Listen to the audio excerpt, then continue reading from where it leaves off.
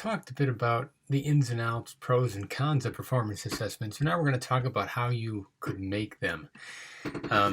It's a lot of fun usually to think about and use your imagination. Think, how else could I do this where we're not just testing? And I think a lot of people in this class already think that way, which is great.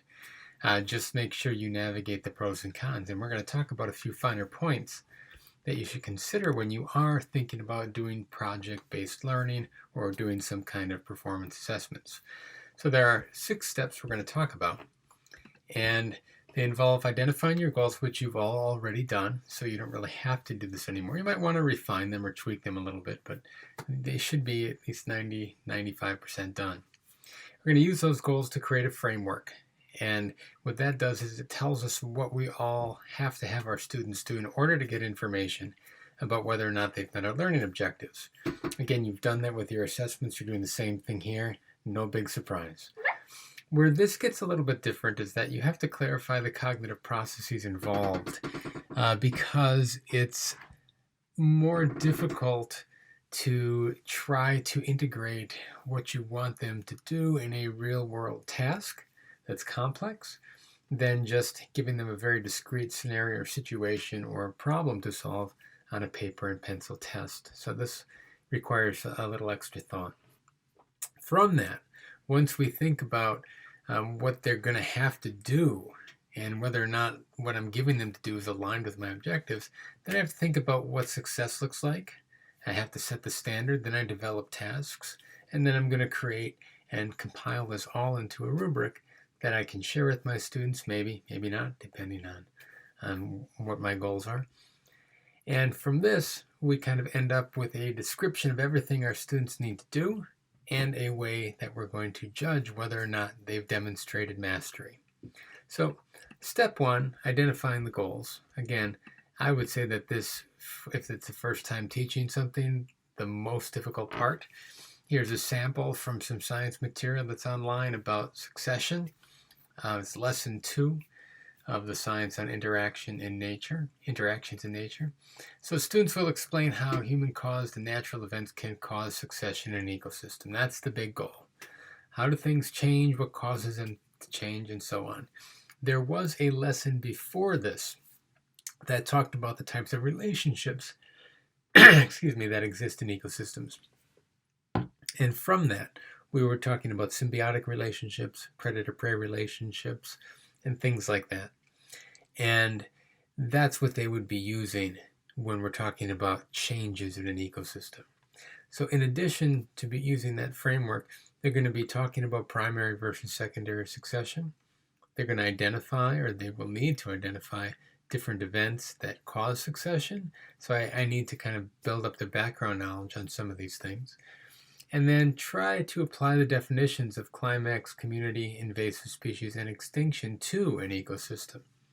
Now, all these things really function at the comprehension or application, especially that big goal. There is a little bit of recall here about the types of things that cause succession and some facts about them, bordering on comprehension, and then some of the basic facts about succession. Now, we did this, or you've done this in your assessments. I've gone through a math example as well. And so we're going to use some of the stuff we've talked about already going forward to step 2 and beyond.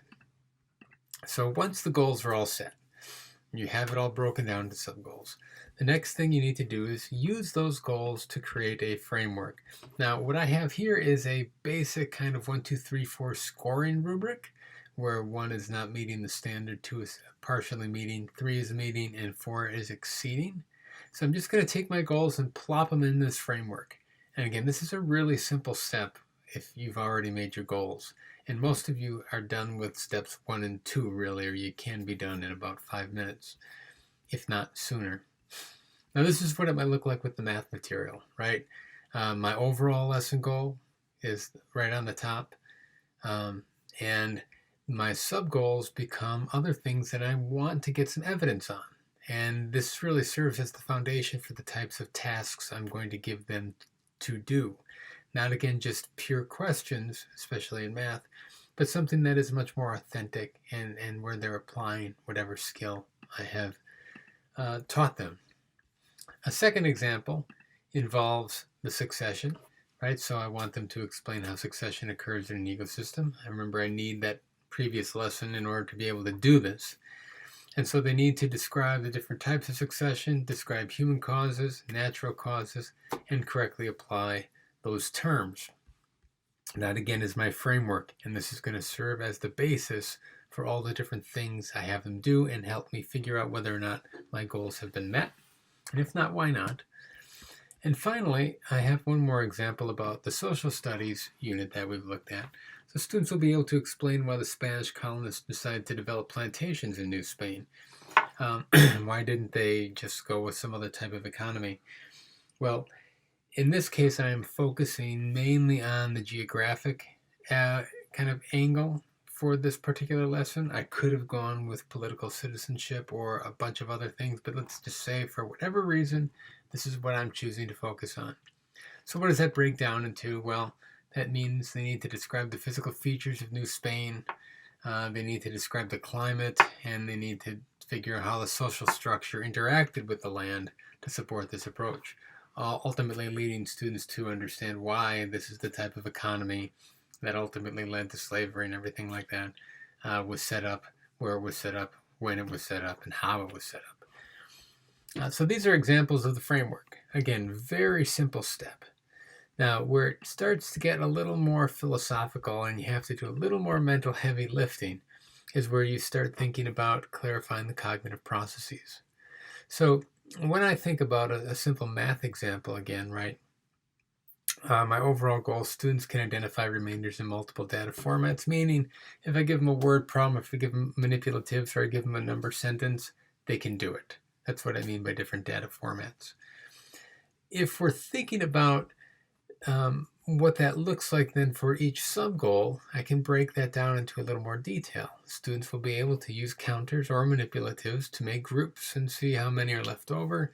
Students will demonstrate the mastery of basic math facts to identify remainders. Again, this is just doing either long division or mental short division.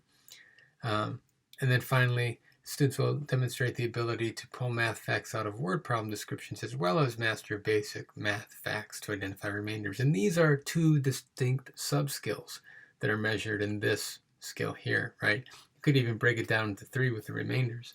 But the first thing that I will be assessing is, can they find the math problem within the description? That is a separate skill that I'm sure a lot of you have struggled with over the years. It's a very common thing where people just don't see the math problem in the description, and so you want to assess that. You could have that as a whole separate thing if you wanted to.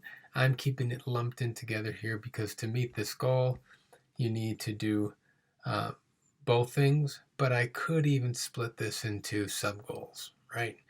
Another level about pulling out the math number, mastery of basic facts, and then maybe being able to write the answer in the appropriate manner.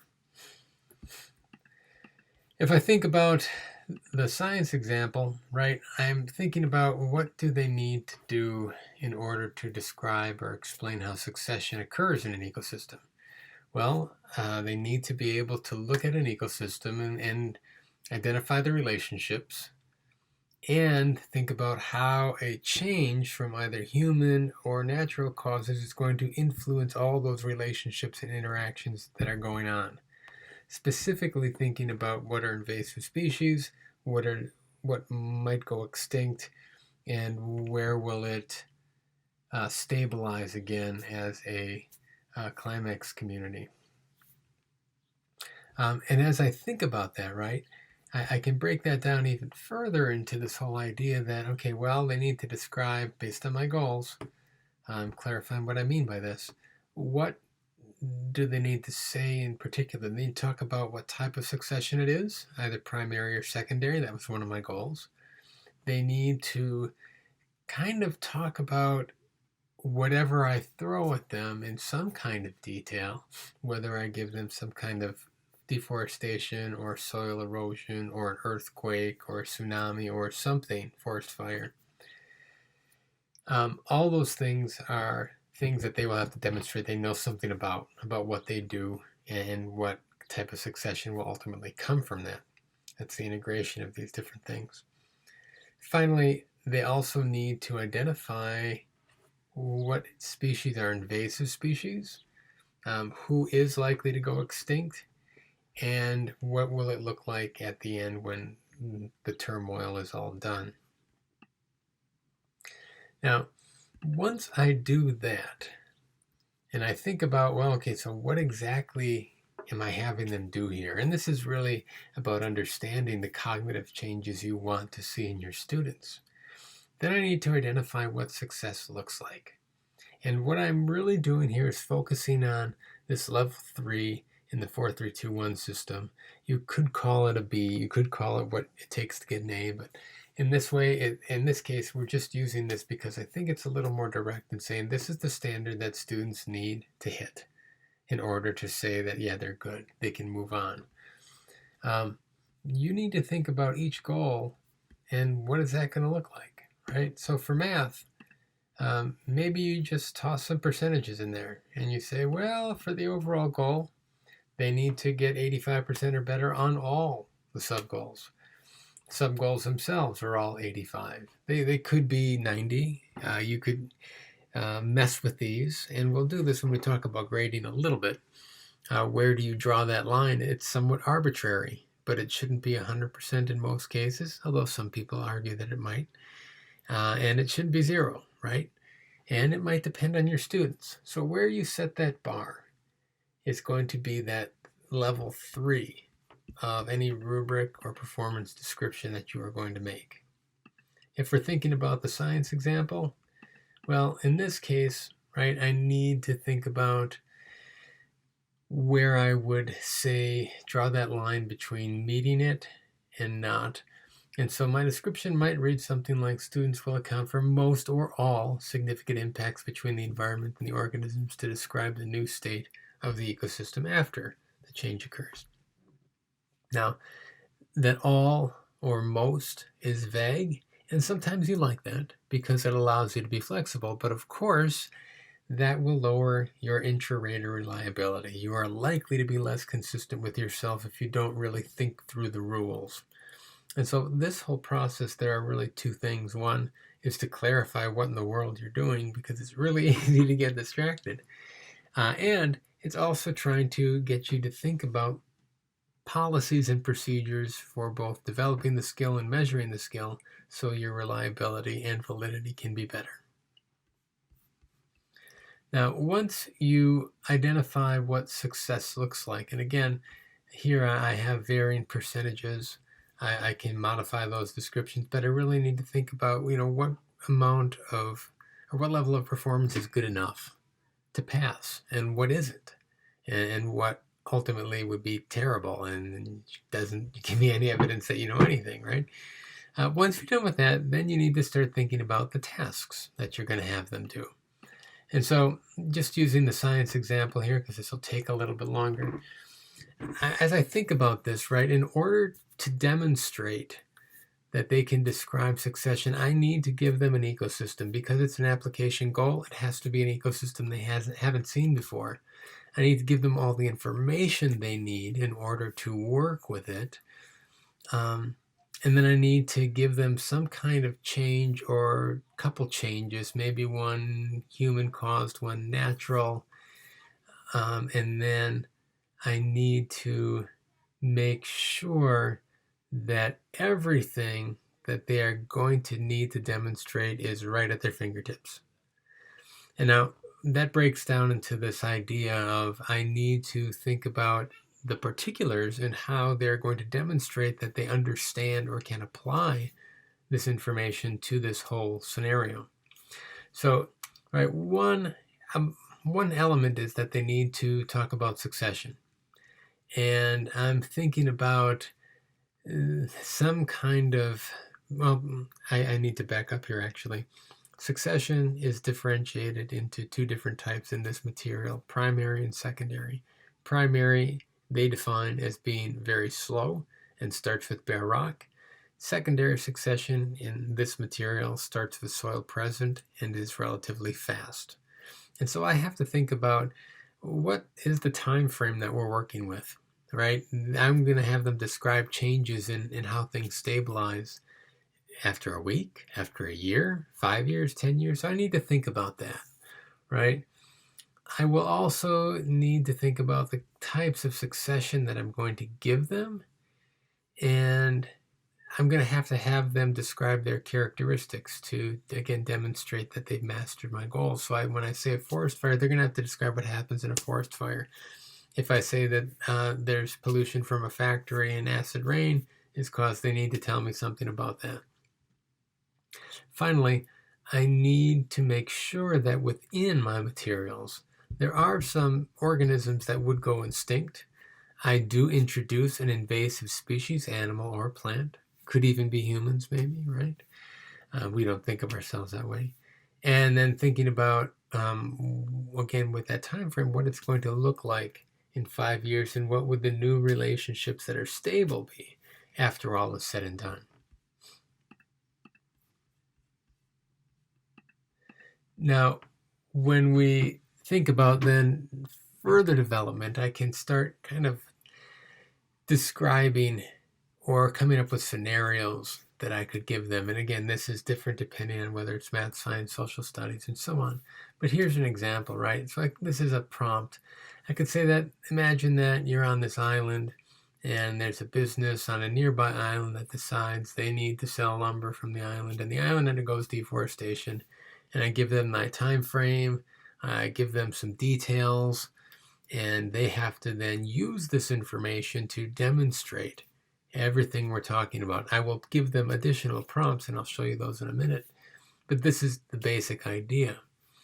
The prompt needs to be loosely structured to give me an idea of whether or not they've internalized the things that I've taught. If I give them too much structure, I might undermine myself. Now, I will say that this whole idea here is kind of at the analysis application level. And so if I'm going with analysis, I definitely need to keep things a little more vague. If I'm going with application, I can be a little more direct, but it depends on the skill I am trying to assess. Using my grid and my framework again, right, I can develop these tasks and describe what students will have to do. And this is really, again, going back to that idea of here is level 3, meeting the standard. This is what it's going to look like. In a little bit, I could add more information regarding what level of performance they need to hit. But I can keep it vague if I want. Keeping it vague makes it easier to use, but you sacrifice reliability. And so you have to ask yourself, which is better for you? Now, an example or sample of this is Interactions in Nature project. This is from a 3-lesson unit where they talk about the different relationships that exist. Lesson 2 talks about the types of succession that occur, and 3 is all about conservation. So the full example looks something like this, and this is what I'm expecting you to turn in. Now, a couple things about this. One, you need to turn it in as you would hand out to your students. It can be fancier than this, it can be a little more basic than this, but not much more basic than this, because I'm trying to keep this kind of bare bones to give you the skeleton of what you would need.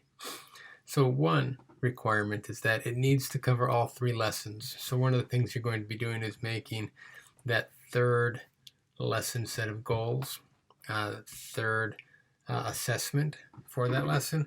I want you to incorporate that within this project. So you don't need to have super well-defined goals, but it's something you have to do anyway. And so we're just going to fold it into here, and then you're going to turn in your final assessment a little later on. So to reiterate, 1, it needs to cover all 3 lessons. 2, you should have a good understanding about what your goal framework is like, and then use that to develop the tasks and descriptions.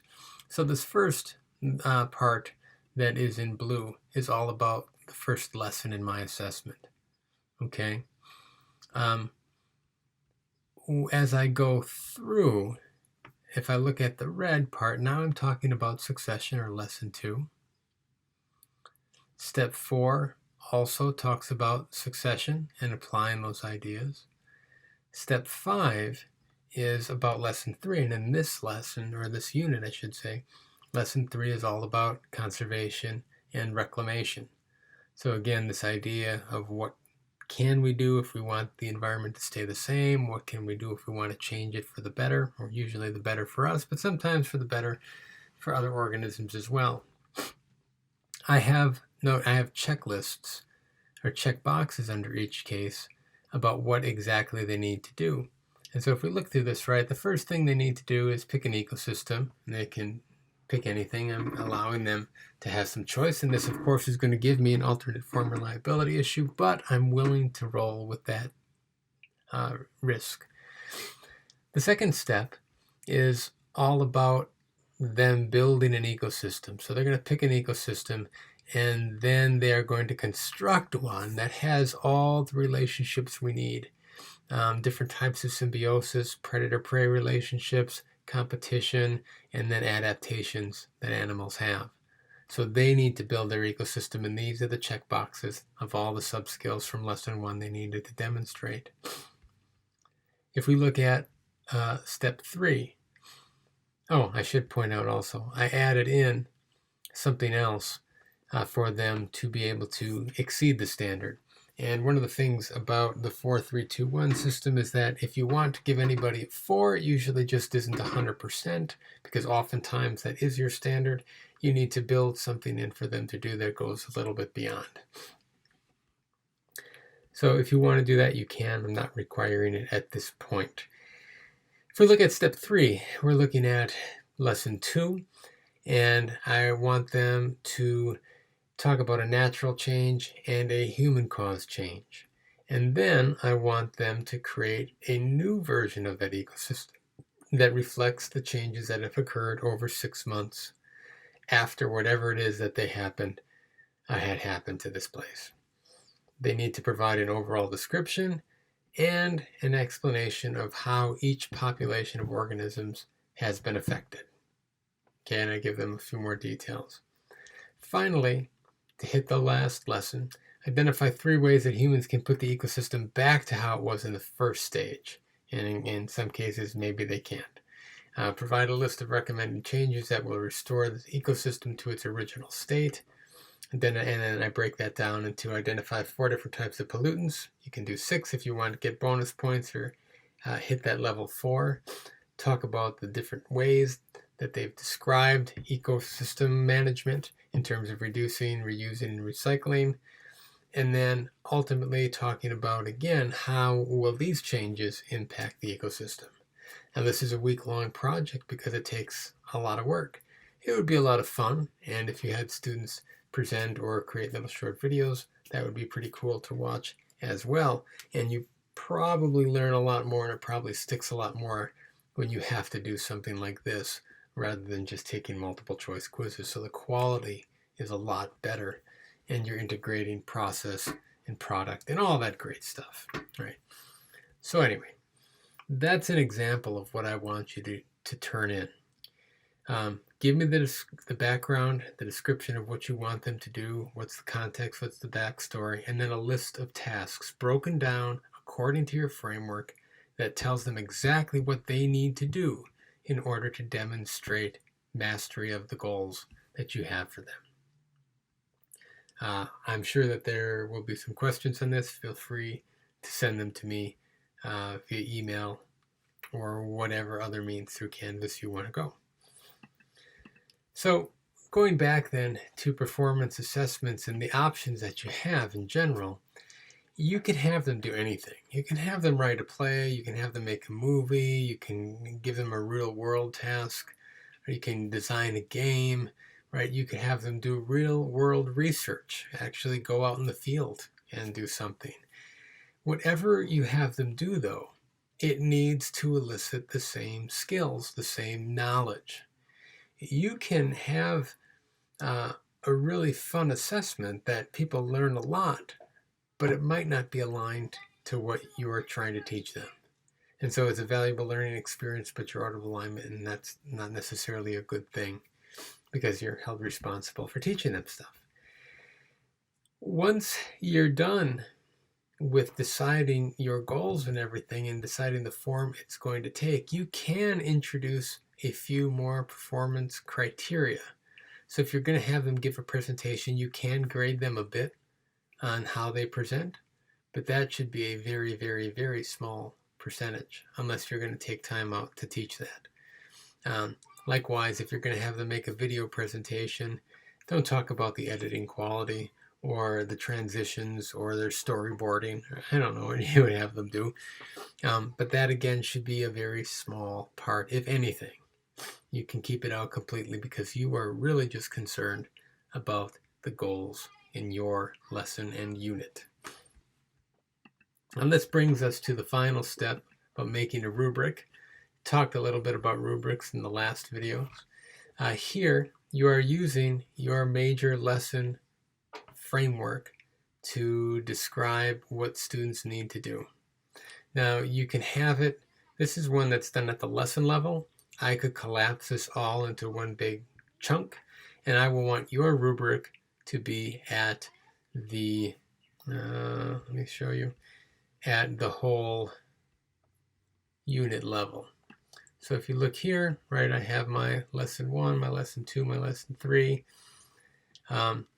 I want to make sure that I am getting all that information. And then I put my performance descriptions over here about what it takes to meet the standard. What is it when they partially meet it but don't quite? And so I have to draw a line between a 3 and a 2. And then I also have to draw a meaningful line between a 1 and a 2. Because I can't just say that everybody who doesn't meet the standard is the same, right? When you think about something like math, somebody, if the standard is 85%, somebody who gets a 4 or an 84 falls into the 2. But so maybe to somebody gets a 50, and those people aren't the same. And if I had only meet the standard and not meet the standard, I'd have an even grosser or broader grained view of where students are at. You either got an 85 or you didn't. And I don't know if you got an 84.9, I'm not rounding, or you got a 0. Doesn't matter, you're all the same, right? And that seems ridiculous. 4, 3, 2, 1, one of the knocks on it is that one, it's kind of inconsistently applied by different people, but 2, it is so broad brush that you can't make meaningful distinctions if this is what you're using to record performance. You can tell whether or not people met a standard, but that is kind of it. It is what we're going to be using though, because it does force you to think about, well, this is what meeting the standard is, this is how you might exceed it, and this is not quite, but not terrible, and then this is kind of terrible. I shouldn't say terrible, but it's clearly not meeting the standard. Okay, so in making the rubric, what you're going to be doing is identifying all those different things. This side should be your goal structure. This area here should fill in all the information that could let somebody know what does it mean to meet the standard in your class. What does it mean to partially meet the standard in your class, and so on. Now, some keys to focus on going forward are alignment, materials, and prompts and structure. Alignment, right? All the things, the directions you give them, sheets, other activities, and so on, and the rubric should be completely aligned with your goals. The materials you mentioned should be aligned with your goals and should facilitate students' ability to demonstrate they've met the standards. And then the prompts and the structure that you give them, anything, any scenario, any prompt that tells them to do something to demonstrate mastery. Getting it in alignment is one thing in terms of content, but the amount of structure that you give them is another area that you really need to consider when you're thinking about the levels of cognition. And so when we think about how much structure, what do I mean by structure? Well, hopefully it'll become clear in these descriptions. I can give them a very loosely defined task that has very little structure by just saying, hey, describe in detail the different aspects of succession that will result from deforestation. And it is up to them to tell me everything I need to know. If I'm worried that that's not going to give me what I want or students won't understand what I'm really asking, I could give them a little more information, right? Tell them something about the length, a couple things about direct and indirect impact, and so on. And if I think that that might still result in a wide variety of answers, we'll say, I can give them even more structure, where I talk about, this is what I want you to do in paragraph 1. This is what I want you to do in paragraph 2. This is what I want you to do in paragraph 3. But if I get to that point, I may as well just do something like this, right? And now I am not really getting at a higher level of thinking. I've reduced things to application, comprehension, and in some cases recall. When I give that same kind of task with this very loosely structured prompt, that gets me analysis, or it can get me analysis, because I'm depending on the student to supply the framework and the structure and all the details to me.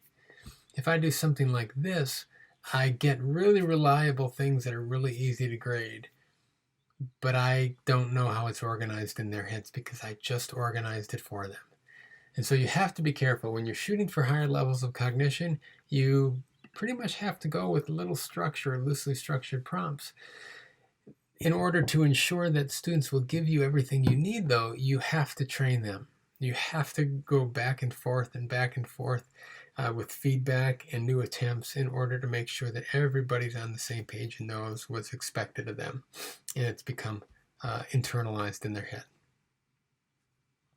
Now, the final thing we're going to talk about is the idea of whether or not you should share rubrics with your student. And it really depends on what you want to do with them. The benefit of doing it is it helps the student understand what the expectations are.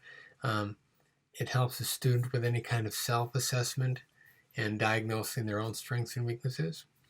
You can also have them be involved in helping you develop the rubric, where you take them through this process and you actually do it with them so they know and better understand what they're shooting for.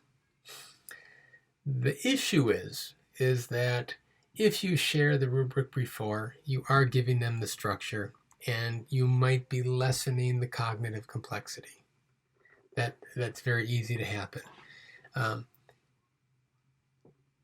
If the goal of the project is to see whether or not they have it organized correctly in their head, giving them the rubric takes that away. And so you shouldn't necessarily give them a detailed rubric when you are assessing analysis, evaluation, and synthesis. You can give them a very loosely defined with the objectives and no performance descriptions, but even that gives them the framework. Hopefully, though, you have made the framework very clear, and so adding it in one more place won't really have a negative impact. But it's something to think about whether or not you want to share them. If you're going to have an analytic rubric that has very detailed and you're going to be giving it to them before and after, it helps to make the descriptions in the windows or the boxes such that you just have to circle them so you don't have to write the same comments over and over. And that makes it easier for them to see what's going on, and it saves you a lot of time. But that's it for performance assessments. What your task will be is to create something like this, where you turn your unit assessment into a performance assessment by having them do something real world. And it can be anything, but just make sure that you develop something that you would actually give your students that has all the directions that they would need in order to demonstrate mastery on all the goals. And that's it. More on it later.